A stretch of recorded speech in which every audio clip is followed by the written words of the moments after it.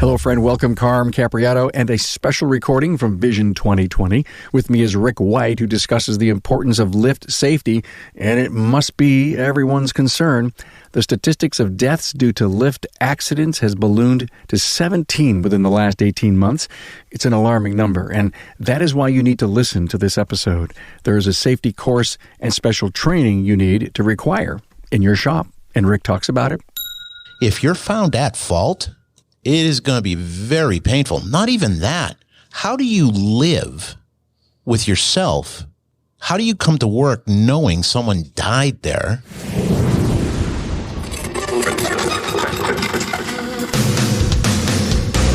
Welcome, aftermarketers, to Remarkable Results Radio. Listen to learn just one thing from today's episode on your journey to remarkable results.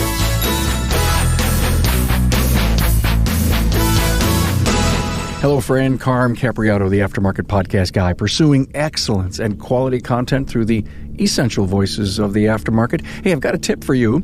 Now, if you earn your living in the automotive aftermarket, Apex is for you. Now, new this year, Repair Shop HQ, and a fully built-out 6-bay shop on the show floor. Now, the dates are November 3rd through the 5th, 2020. Write that down. It'll be at the Sands Expo and Caesars Forum in Las Vegas. Registration will open April 2020 at aapexshow.com.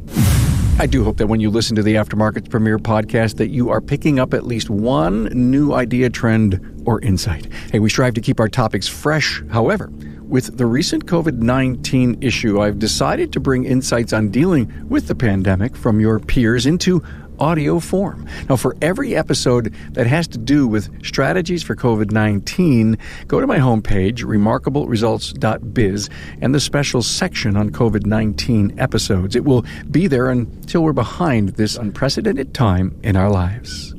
I had a special opportunity to talk to Rick White, president and lead coach for 180Biz, and a former shop owner who has experienced it all. Early in Rick's career, he got his arm stuck under a vehicle, and he was alone. He managed to get out safely, but it was a wake-up call to him. Lift safety is everyone's concern. And look, there's too many distractions like cell phones, tablets, not being focused on the job at hand, and a whole lot more. And we need to follow lift maintenance schedules religiously and document every procedure. Rick delivers a strong message here for you, one that you've got to pay attention to.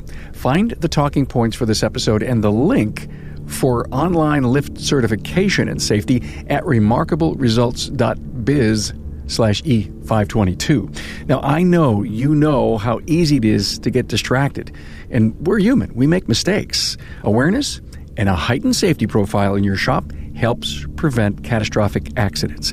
Let this episode make you implement a renewed safety program in your shop. A warm welcome to Rick White from 180Biz. Hey, Rick. Hey, Carm, how are you, man? Good, man. We're at Vision 2020 in my gorgeous studio here. It's nice. Oh, pretty nice. Pretty nice. It's nice. The dancing girls were something else. Yeah, they just left, and I'm not sure when I'm going to publish that one, but yeah. Yeah, I'm sorry I chased them away. We'll get to it. You did a thing on Facebook when you saw about a lift crash and, some unfortunate accident, and I loved it. And I said, well, listen, why don't you come in? Let's do a verbal on the passion that you have for lift safety and what we can do in the industry to fix this. Now, please, everyone, it'll never happen to me. It'll never happen in my shop. And please don't even think that. We did a show, a Town Hall Academy on insurance that released yesterday, and it was last Friday. And there was so much to learn in that episode about insurance. Yep. And it's one of those, we walked away saying we need to do part 2. And the part 2 on insurance was that we needed to start asking each other these questions to your insurance agents. What if this happens? And what if that happens? And what if that happens? And the agent told this story, it's 2:00 in the morning, the phone rings, and oh my God, your life changes forever. It's one of those things where insurance is an expense until it isn't. Right. Right? You end up needing it, and then all of a sudden you're trying to save some money and you don't have the coverage that you should. Right. And it's a problem. It is. And so thank you for wanting to be here, and let's go over. I think you've got 4 bullet points that I think are wonderful that we want to share. So look if you're listening to this, the talking points will be in the show notes page. You can always copy and paste them into your own meeting. Bring the awareness to your team. It's like this. If you don't talk about it, you're building risk. Mm-hmm. So let's go over them. Let's do it. Where this started out from was I was watching. I read a lot of periodicals, industry periodicals, and right. There was a technician that got killed from a car falling off a lift in Richmond, Virginia, which is 2 hours from my house. And it was like the 5th or 6th one in the last 12 to 18 months that I'd been aware of. And I tried to do a search to see how many. And I had to manually count, and it looks like in the last 18 months, there were 17 deaths from cars falling off of lifts, trucks falling off of lifts. Unacceptable. And it really started pretty powerfully for me. Back in the day, I was working on a Lincoln Versailles. It had the airbags, the air suspension in it. Okay. And it was a Friday night, probably about 7:00. I was the only one in the shop, and it was on the ground, and I was doing some testing, and I found that I had a problem in the right rear. So I went over to the airbag solenoid and went to wiggle it, and the solenoid popped out of the airbag, which put a 2-inch hole in the airbag. So the body of the car came down immediately to the tire, right, and my arm was in there. Now, this is before cell phones, by myself, and my arm was trapped. And I ended up, for anybody that hasn't seen me, I'm a fairly big guy. I ended up sliding over, getting my legs underneath the frame of the car and lifting it up enough with my legs so that I could get my arm out. No. Yeah. And there was no damage or anything like that, but honestly, it scared the crap out of me. Right? Like Bill Cosby said before he went to jail, first you say it and then you do it. So it was one of those things where it was a real wake-up call for me. And so this has been a pretty powerful personal thing for me from the get-go. Got it. To see these things happening, it's happening more and more frequently. And personally, I believe it's happening because I think there's too many distractions. There's just way too many distractions out there today. And you got cell phones and you got tablets and you got this and that. And I also think there's this kind of lackadaisical attitude about it where that it's not really an issue. Oh, it'll never happen. Oh, let me tell you something. It can happen. And when it does, it happens in an instant.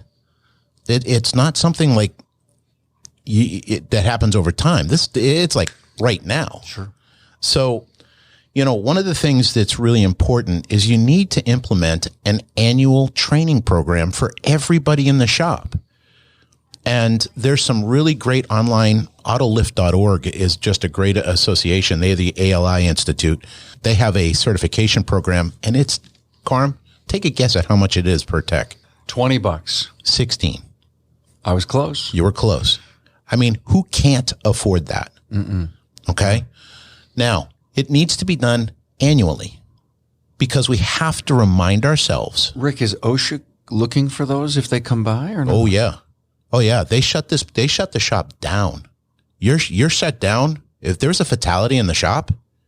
Oh. Well, if you have an OSHA consultant, and a lot of companies do, they come in and they do their check just in case OSHA decide, hi, I'm from the government, I'm here to help. Yeah, right. Okay, eye-opener, thank you. We'll have that link to autolift.org in the show notes, but if not, you may be mobile listening to this. Go back, open the show notes, and if not, autolift.org. You got to get involved. Go to the autolift.org, and then you go into the store. Yeah. And it's called Lifting It Right. And they have an online edition, and it's $16 per tech. Do it once a year. Peace of mind. Peace of mind. Not only that, but it keeps it in front of people. Good discipline. Yes. Yeah. Every year I've got to certify. Like one of the things I did when I had a shop again a while ago, I taught every one of my techs. You set the lift. First of all, you get on your hands and knees and you set the lift. Don't kick it under the car. Don't feel. You visually inspect the lift points and make sure the lift is making good contact. Right. That's number one.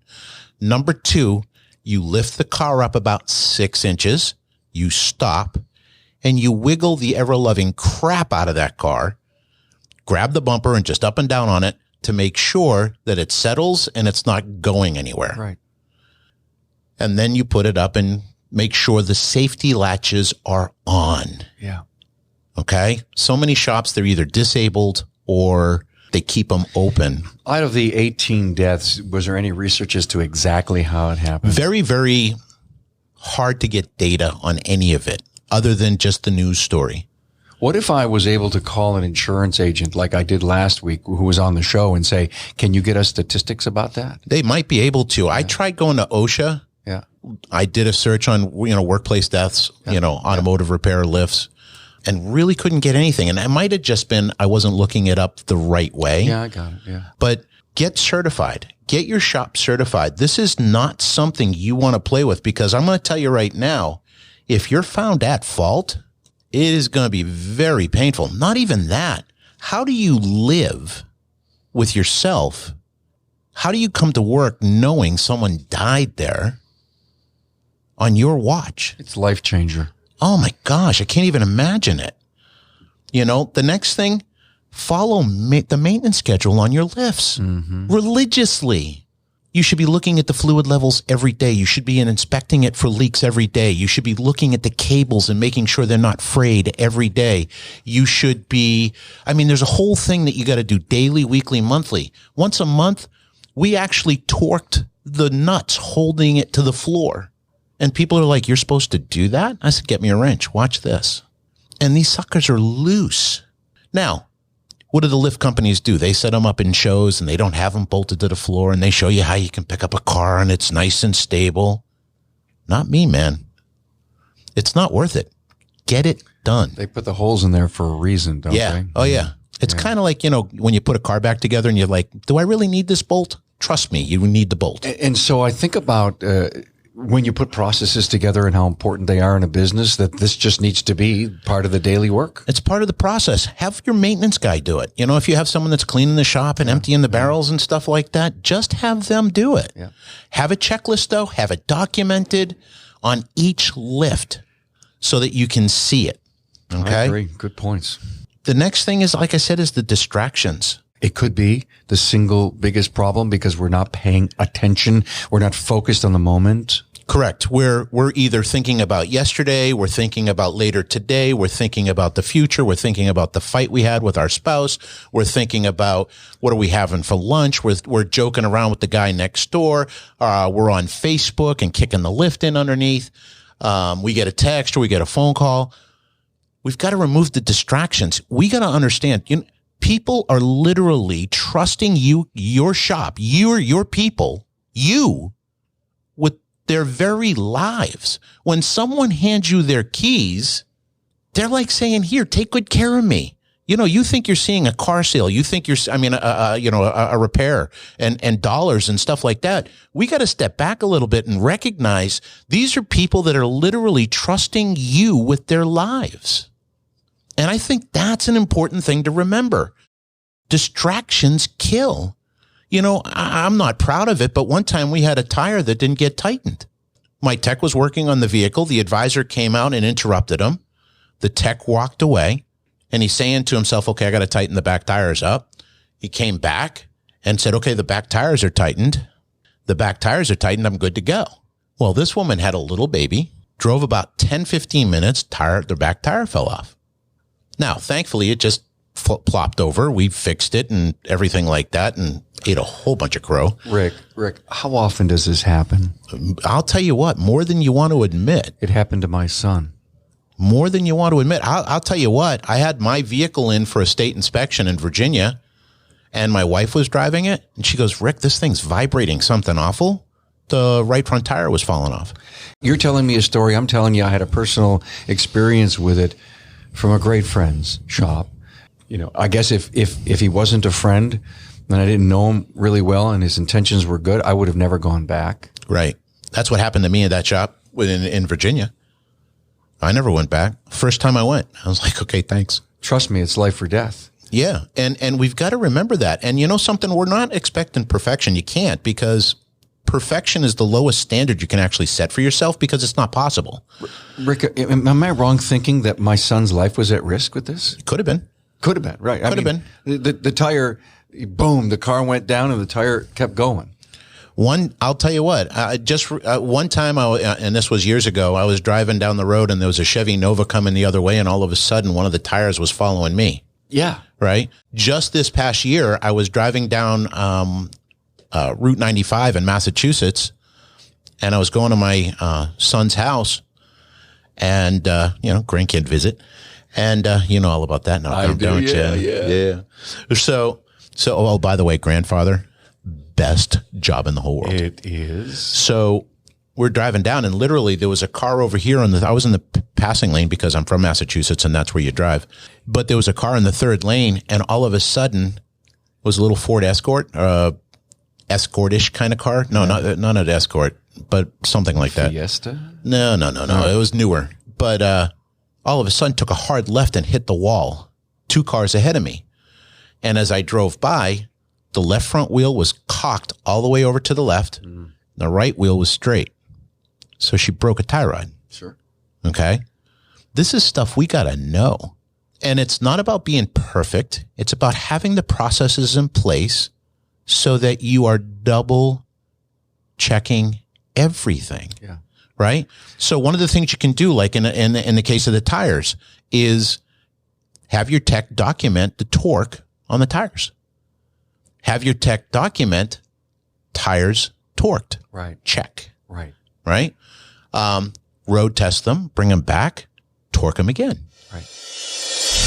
Hey, if you loved Apex 2019, just wait until you see what's in store for 2020. Personally, I can't wait to see and experience the new Repair Shop HQ. It's a dedicated area to meet the needs of the service professional. Now, in this new space, you'll find everything you need to drive sales, profits, and productivity. You'll see demos in a fully built-out 6-bay shop to simulate a real-world experience. Top industry trainers will lead sessions in 2 new training theaters on topics like alternative fuel vehicles, diagnostics, telematics, and under-hood and under-car challenges. And there's more. The tool and equipment section and the mobile heat transfer heating air conditioning section are moving to this new area. Plus, a new tire section and tool and equipment demo theater will be nearby. Now, there's so much new at Apex 2020, you just can't miss it. November 3rd through the 5th in Las Vegas. Registration opens in April at aapexshow.com. Keep listening right here for more news about Apex 2020. There's different things that we can do. Now, if you're going to get interrupted, like I started to say with my tech, he got interrupted by the advisor. It wasn't anything he did wrong. So from that mistake came a process that I taught my staff to do, and it's a simple 2-step process. If you're going to get interrupted, and this is a good one for everybody, what you're going to do is document the last thing you did on the repair order, tech worksheet, tablet, I don't care what. And this works for advisors too, when they're doing estimates or anything. So the first thing you're going to do is document the thing you just did, and then you're going to document the thing you're going to do next. Because they've done studies, when you get interrupted, it takes upwards of 20 minutes to get back into the groove again. What I do, I write, I produce, I schedule, I forward lean, we talk trends and insights, and my Annie would say, "Hey, Carm blank." And I'm in intently something extremely important. I'm on the website. I'm doing something. I'm doing production. And okay, it's really important. And I answer. And I come back and I says, "Oh, crap. Where the hell was I?" Okay. Crap. And I write. And so I have been learning to stop, roll back, don't trust that I think I know where I was. And I do a rewind. Now, the older you get, the harder it is. Well, here's the thing, though. But here's the thing. So next time Annie comes in, you go 1 minute, I know. I just did this. I'm going to do this next. Right. Yes, dear. Yes, exactly right. And so that has been my standard. I put up my hands and she knows that the interruption will cause me 20 minutes of unproductive time if I don't mark, if you will, take a picture of where you're at, where I'm at, where you're at and where you're going. Yeah. Where I'm at, where was I? What was I going to be doing? What was next? Yeah. What was that? So I'm telling you, I think that's great advice. Yeah. And it's a simple hack, but it works. And I've been doing that since 1996. If I'm an advisor and I'm writing an estimate and the phone rings, first ring, I'm going to write down what I just did. Hey, I just entered the brake pads. I'm going to enter the rotors next. I want to put that paperwork over onto the side, take a deep breath, big smile, answer the phone. Right? And be 100% present. And that's the thing that's missing today is we're not engaged with now. We're just not present. And there's this really, really great quote, right? It's called carpe diem. It's an old Latin phrase, and it's been taken out of context, and it's been misinterpreted. People are like, seize the day. That's right. And it really doesn't mean seize the day. First of all, the full phrase is carpe diem quam minimum credula postero. Your Latin is great, Rick. That's all my Latin. But what it actually stands for is pluck the day. Stop to pull some flowers. Okay. Be present now. Yeah. Right? Smell the roses. So it's not seize the day, it's pluck the day. Yeah. Trusting as little as possible in the next one. That's what people don't hear. Yeah. Trusting as little as possible in the next one. Why? Because we are running a race for something that may never happen, and we are pissing away the gift we have right now, and that's why we call it the present. Yeah. Right? And to be fully engaged, like looking at another human being. Carm, I'm assuming you and your wife go out to eat once in a while. Oh, sure. Have you ever noticed, like I watch life. Me too. Have you ever noticed how many couples are sitting at dinner, spending their hard-earned money, and the two of them are in their phones? Mm-hmm. My wife and I have a rule. Phones in the middle or no phones? No phones. Got it. No phones. Yeah. The only thing in my hand is hers. No phones. I love it. And we talk. It's such a, for you millennials, it's a new concept, talking. Mm-hmm. It's an expression of ideas and thoughts and feelings, but it's so important. You know what? I'll share with you that Ann and I go to our favorite haunt. We live in the country. Where this restaurant is that we go to has only 3G, and inside the restaurant, there's hardly a signal. Mm-hmm. We have no choice but not to. And and it's not like that I think I would, but although I put the phone on the table face down, even though it may ring or whatever, it's with me. And don't ask me why. It seems to be a crutch, or it's a warm and fuzzy to have it. It's an addiction. It is. Okay. All right. Yes, doctor. You have a pill for that. But it's right here. Swallow that. But you're right. And there is so much more to talk about. There's so much more to see and observe without it. And connect. At some point, my wife and I are probably not going to be together at some point, right? One of us is going to pass at some point. I'm old enough now that there are more days behind me than ahead of me. And I recognize that every morning. I mean, I literally every morning wake up and say, thank you, God. He allowed me to open 2 gifts, which were my eyes. And I know we're a little bit off topic here on lifts, but the reality is we're really not, because we need to be present. Right. We need to be aware. We need to enjoy the day. Yeah. Remember when you were kids and the days seemed to last forever? Yes. It's because there was no clock. There was no future. There was only now. And we were outside. Playing. I know. We were outside. The whole thing for distraction. Thanks for going where you did, because I think not only you loved it, you tell great stories about life. You ground us a lot of times. I love listening to you, and I love the whole distraction and how you. And so if we create distraction at the family meals or husband and wife meals, significant other spouses, it happens probably more at work because I'm not sure we've got a good disciplines in the business today. We have no discipline, honestly. Come on. You know, I was talking to some shop owners the other day. Said, "Do you allow cell phones in the shop or not?" And it was 50-50. They said, listen, we've got tablets. We're doing our own thing, and they can play with their phones when they have their breaks and at lunch. And some people say, I want them to stay connected to their life and to their world. So there's a couple of different stories. So if you allow cell phones and everything else that goes on with tech in your shop, then the awareness, the meetings, the certifications have to happen. 18 deaths in how many months? Well, again, that's kind of a guesstimate. I think it was 17 in the last 18 months. Okay. Still, the point is, it's just too many. It's 17 too many. Thanks for bringing up the whole distraction thing. And there was one final thing, I think, on your list. Well, and the last thing was use a buddy system. Yeah. You shouldn't let anybody work on a vehicle by themselves. And this is something I implemented after I got stuck under that car. I made it a rule. Somebody else had to be in the shop. So if somebody wanted to work on their car, one of the techs wanted to work on their car after hours or come in on a Saturday, they could not come in by themselves. There had to be somebody else there. If the advisor wanted to come in and do some paperwork, that was fine. If I had stuff to do, that was fine. If another tech wanted to come in, that was fine, but they had to stay together. Keep the buddy system there. Mm-hmm. There's just too many stories. I mean, there was a story about a tech that went into work on his car on a Saturday, and his wife couldn't get a hold of him. And the owner went over Saturday night, and the tech was basically cut in half by a car.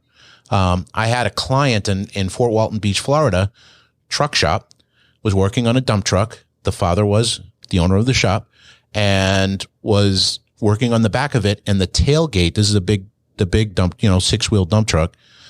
The tailgate fell off and cut his father in half. That's how his father died. And then the son took over the shop. So there was some significant emotional issues that had to be dealt with beyond everything else. It's one of these things, guys, gals, that this is not going to be a big deal until it is. And when it is, it's too late. It's one of those things where, you don't want to close. This isn't one of those things where you close the doors after the horse got away. We've got to do something, be proactive, do it now. It's not expensive. It's priceless. So I think this is really important. The buddy system, I think, is really important. I had one shop where they had 2 buildings, and they would have a tech working down there by themselves. And I said, well, you can't do the buddy system. Get cameras. Get cameras. Keep the advisor so he has the cameras up all the time so that he can keep an eye on the tech. Just from personally, just knowing that somebody else was there, got my back, that meant something. Did you have your accident before cell phones? Yes. Okay. So it wasn't even in your back pocket. Who knows if it was on the bench and you couldn't get to it? I mean, is it okay? Scenario after scenario after scenario. The point of it is pay attention. Thanks for being here and telling this story and bringing some light to a really tough subject, Rick. One of the things that I think we have a real problem with in this industry specifically is I think we mistake a living for a life. We're on this earth. We work to live. We don't live to work. Mm-hmm. I think we've got it backwards. And I think a lot of it is through desperation and frustration and everything else. One of the big things I'm seeing is stress and burnout and stuff like that. It's growing. Yeah. I recently read an article where depression and suicide rates, we're one of the 4th highest industry for suicide right now. We've got to be able to unplug. We've got to be able to recharge. And part of that is being present. Part of it is watching the distractions and living. We did a podcast on addiction, and I've recently been asked to do a podcast on suicide. It's a scary thing. It is, and awfully tough to try to figure out how to do it. So let me use this opportunity to say that if anyone is listening and they have, unfortunately, maybe an experience to share or something that they would love, please reach out to me, Carm at remarkableresults.biz, because I really think, and thank you for bringing it up, I think we need to talk about it. I think that's a good thing. And if somebody's brave enough to come up and say, the thoughts have crossed my mind, I think that would be powerful too, because it gives you a different perspective. Yeah. Personally, I believe that suicide is a permanent solution to a temporary problem. Yeah. And I hate to see it especially as I think of it as if it was one of my kids and my grandkids doing it. And It's mind blowing. I mean, 7 kids, 9 grandkids. If one of them ever did something like that, I'd just be beside myself. I can't fathom it. Fathom it. Rick, wow, what a positive way to end a podcast. All right. Okay. So we don't shy away from some tough subjects. No. And you're a great guy to be able to bring the perspective for us. Rick White, 180 Biz. Thanks, man. Very welcome, Carm. Thanks for the opportunity. Thanks for being on board to listen and learn from the premier automotive aftermarket podcast. Until next time.